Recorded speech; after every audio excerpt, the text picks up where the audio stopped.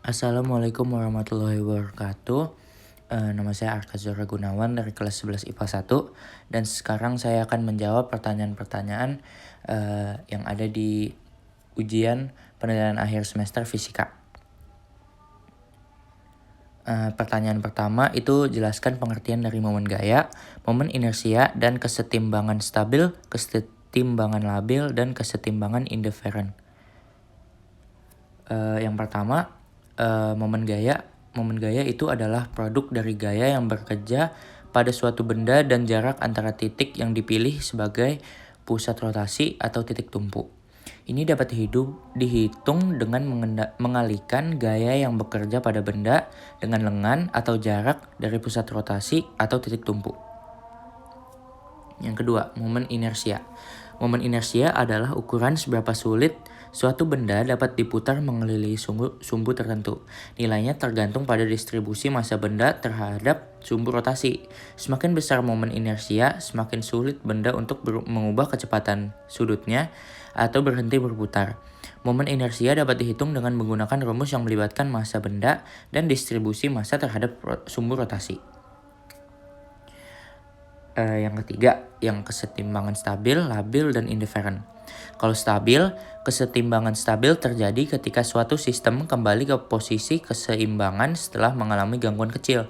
Dengan kata lain, jika sistem diperlambat atau dipindahkan dari posisi keseimbangan, gaya atau momen restoratif muncul untuk mengembalikannya ke posisi awal. Yang kedua, kesetimbangan labil.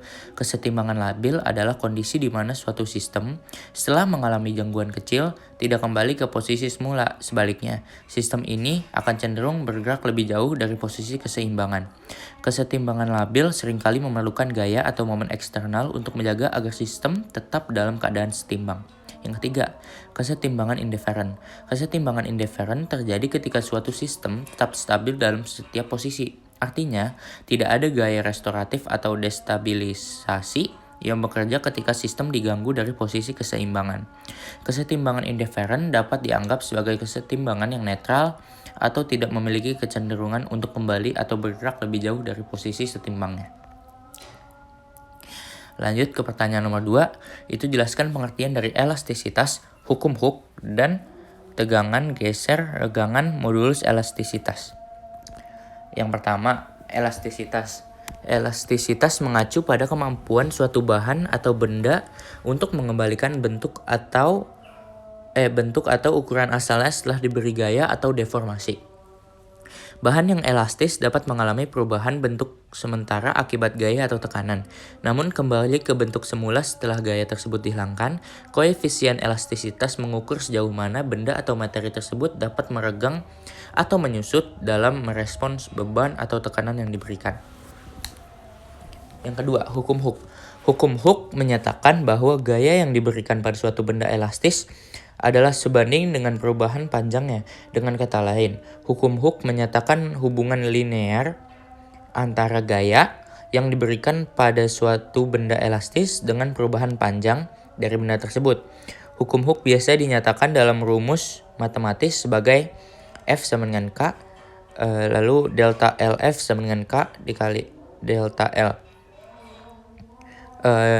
Di mana Kakak adalah konstanta pegas yang disebut juga sebagai konstanta elastisitas atau modulus pegas. Lalu yang ketiga, yang tegangan geser regangan modulus elastisitas. Yang pertama, tegangan geser. Tegangan geser adalah gaya persatuan luas yang diberikan pada sebuah bahan yang cenderung merusak strukturnya dengan cara bergeser atau slip. Dinyatakan sebagai rasio antara gaya geser yang diberikan pada suatu benda terhadap luas melintang benda tersebut. Yang kedua, regangan. Regangan mengacu pada perubahan bentuk atau ukuran suatu benda sebagai respons terhadap beban yang diterimanya.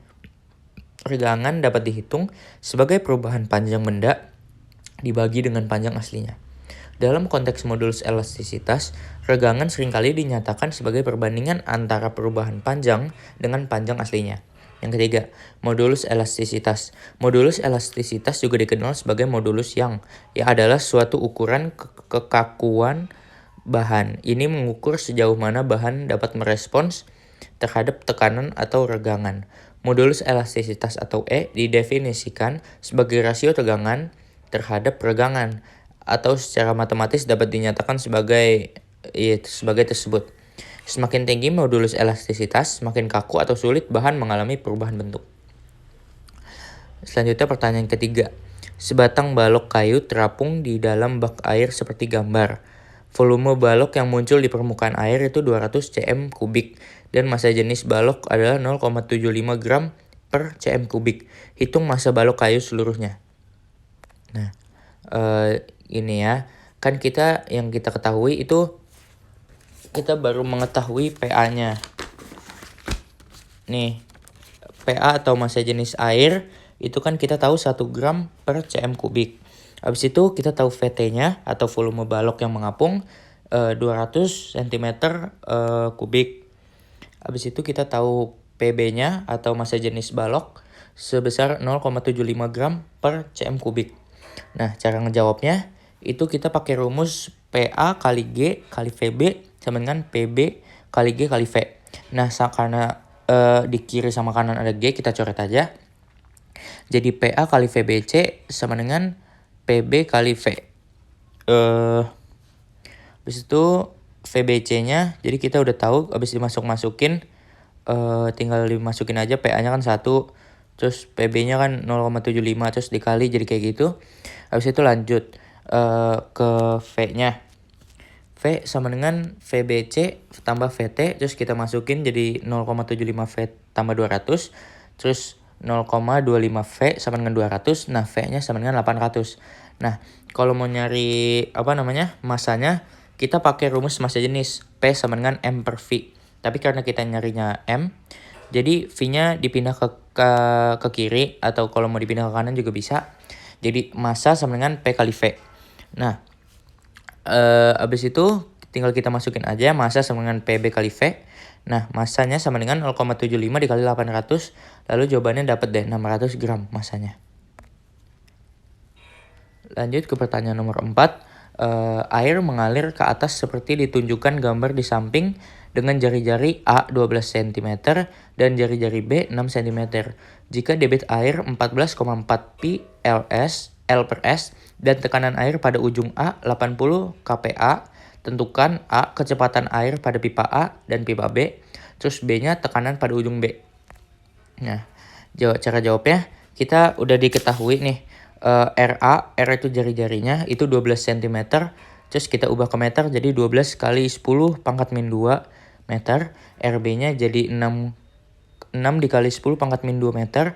Terus PA-nya, P itu tekanan, 80 kPa itu kita ubah jadi jadi PA doang.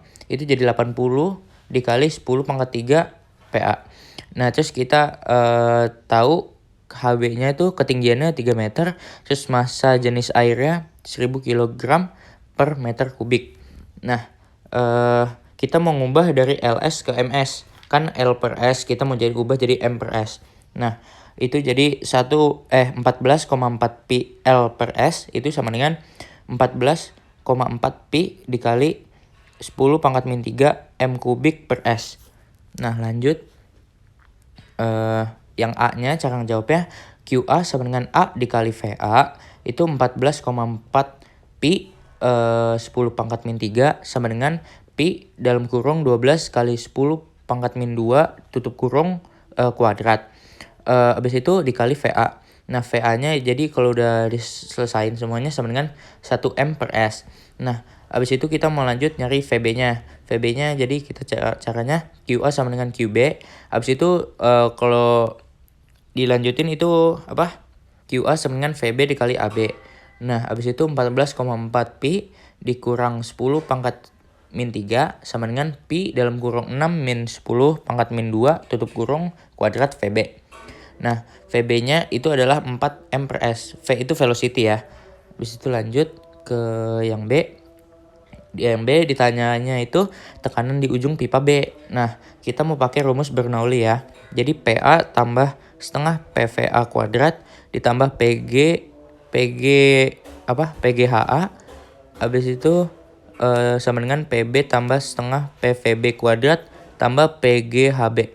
Nah itu kalau kita masukin jadi 80 kali 10 pangkat 3 ditambah setengah dikali 1000 dikali 1 kuadrat tambah 0 sama dengan PB tambah setengah kali 1000 kali 4 kuadrat tambah 1000 kali 10 kali 3. Nah kalau udah diselesain semuanya itu jadi 80.000 tambah 500 dikurang 8.000 dimin 30.000. Hasilnya PB-nya itu jadi 42.500 PA. Itu hasil yang B. Lanjut ke pertanyaan kelima. Diketahui 200 gram es bersuhu min 50 Celcius dipanaskan hingga suhu menjadi 20 Celcius. Iya 20 Celcius ya.